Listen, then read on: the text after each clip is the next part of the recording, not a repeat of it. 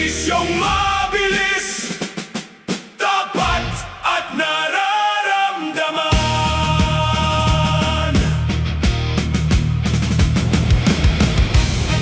Hi mga kababols, nandito po tayo ngayon sa Office of the Ombudsman.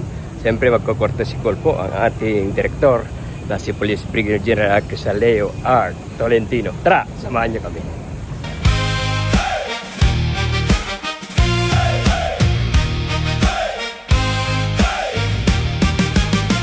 Sa lawak ng dagat, kami nagbabantay. Kapayapaan at kaayusan ay aming taglay. Sa pamumuno ni Tolentino, handang maglingkod. Maritime police na tapat sa bawat pagsubok.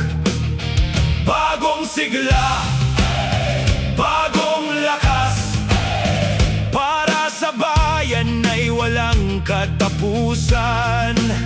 Sa bawat alon, sa bawat pampang, serbisyo namin ay laging maaasahan.